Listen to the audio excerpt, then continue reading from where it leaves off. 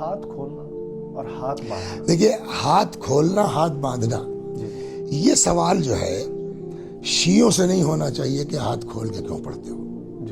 یہ سوال ان لوگوں سے ہونا چاہیے کہ تم ہاتھ باندھ کے کیوں پڑھتے ہو. وہ کہتے ہیں کہ ہم تو شروع سے. وہی ہم کہتے ہیں.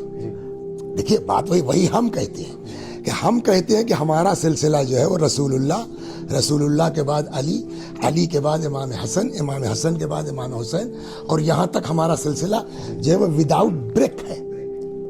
تو ہمارا تو کنٹینیویشن ہے. آپ کے یہاں جن کے مقلدین ہیں، امام ابو حنیفہ ہوں یا شافعی ہوں یا جناب احمد ابن حنبل ہوں، یہ کئی سو سال کے بعد رسول اللہ کے آئے ہیں. تو وہاں تو وہ کنٹینیویشن نہیں ہے نا. تو وہاں سوال ہوگا کہ آپ بات کے کیوں پڑھتے ہیں.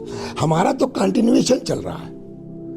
جو ہمارے سب تو ظاہر دیکھیے ایک سیکنڈ، ظاہر سی بات ہے کہ اگر ہمارے ہاتھ باندھنے کا کوئی کانسیپٹ ہوتا تو کوئی بھی روایت صحیح کسی امام سے اس 250 برس کے عرصے میں کسی امام سے، امیر المومنین سے لے کر کے اور ہمارے آخری کسی امام سے تو یہ اجازت ہوتی کہ ہاتھ باندھ کے بھی پڑھ سکتے ہو. جبکہ ہمارے یہاں روایات اس طرح کے کہ بدعت ہے ہاتھ رکھ کے بعد نماز پڑھنا.